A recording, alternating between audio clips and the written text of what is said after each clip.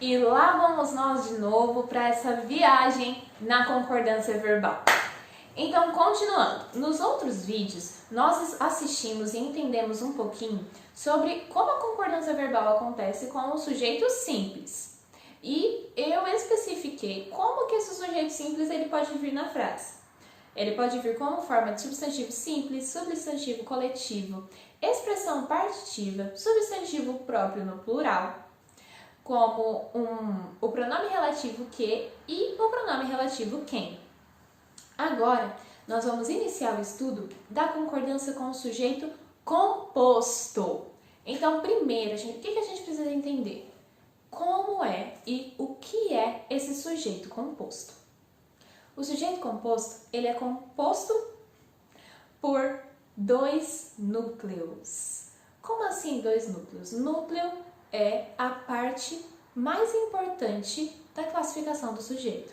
Então, o sujeito ele pode ser muito grande, mas querendo ou não, sempre vai ter uma palavra, vai ter uma parte do sujeito que vai ser a parte mais importante, que se você tirar as outras e manter só essa, é a parte que você vai conseguir entender. No sujeito composto, o que acontece? Nós temos dois núcleos. Então, são duas partes que também são importantes, que você não pode tirar uma e manter a outra. Por exemplo, João e Maria estavam caminhando no bosque. Quem que é o nosso sujeito? João e Maria, exatamente. Por quê? Porque eles estavam caminhando no bosque. Mas se eu só falar, João estava caminhando no bosque, o que eu fiz com a Maria? Sumi com a coitada, com a pobre da Maria. Mas, e se eu falar só, Maria estava caminhando no bosque? Dei fim no João agora, né? Então, por isso que João e Maria são as partes muito importantes que eu não posso tirar do meu sujeito, da classificação do meu sujeito. Por isso que isso é um substantivo, isso é um sujeito composto. Porque eu tenho dois núcleos, eu tenho duas partes que são importantes igualmente. Assim também vai acontecer na maioria das nossas sentenças. Então, quando a gente encontrar um substantivo ou um sujeito composto nas nossas sentenças, tem duas formas em que a gente pode agir. Por quê? Porque esse sujeito composto, ele só vai poder vir de duas formas. A primeira delas é antes do verbo e a segunda é depois do verbo. Acaba sendo um pouquinho mais fácil as regras para o sujeito composto do que para o sujeito simples. Então, quando o sujeito composto ele vier antes do verbo, o verbo ele vai concordar com os dois núcleos do sujeito, ou seja, ele vai se manter sempre no plural, igual ao exemplo que eu dei anteriormente. Mas, um outro exemplo. A professora Andresa e a professora Natália estavam gravando aulas. A professora Andresa e a professora Natália estavam gravando aulas. Quem é o nosso verbo? Gravar. Gravando, estavam gravando. Essas duas são o nosso verbo. Lembrem, quando nós temos dois verbos juntos, isso se chama locução verbal. Então aqui a gente tem uma locução verbal. Estavam gravando. Quem estava gravando? A professora Andresa e a professora Natália. Ai, mas esse sujeito está muito grande. Se a gente fosse reduzir, fosse tirar algumas palavrinhas para a gente conseguir entender o que é a parte principal. Andresa e Natália. Mesmo que eu tire professora, mesmo que eu tire o A, que é o artigo que está no comecinho, Andresa e Natália são as partes que não podem mudar, que não podem ser tiradas. Porque são as partes integrantes do nosso sujeito, é o núcleo do nosso sujeito.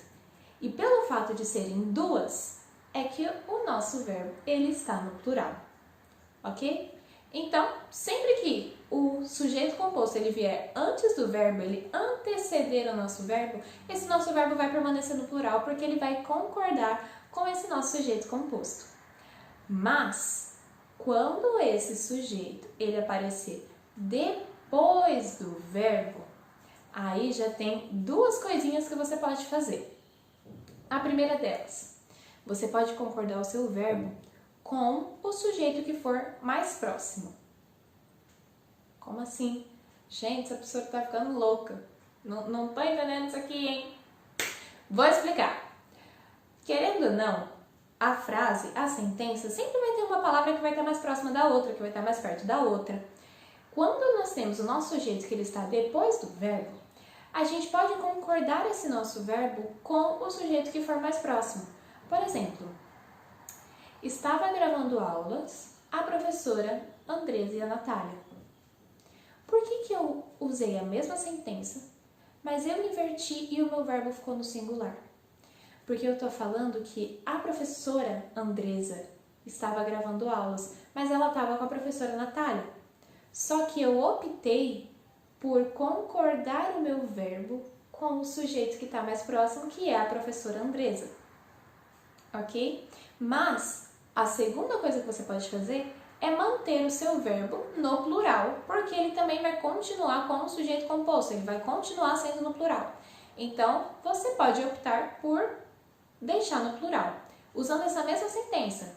Estavam gravando aulas as professoras Andresa e Natália. Entenderam?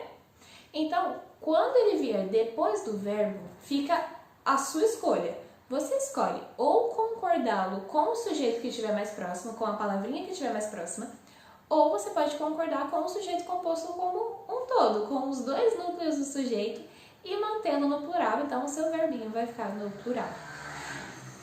Ok? Então, essa foi a nossa aula de hoje. Para que vocês exercitem um pouquinho, a Prof vai deixar na plataforma digital alguns exercícios para que vocês façam, para que vocês respondam, para conseguir exercitar e para fixar todo esse conteúdo de concordância verbal, ok? Na próxima aula a gente vai destrinchar um pouco mais, vai trabalhar um pouco mais nessa questão de concordância verbal e eu tenho certeza que vocês vão gostar muito disso, ok? Então, tchau, muito obrigada e beijo da Prof.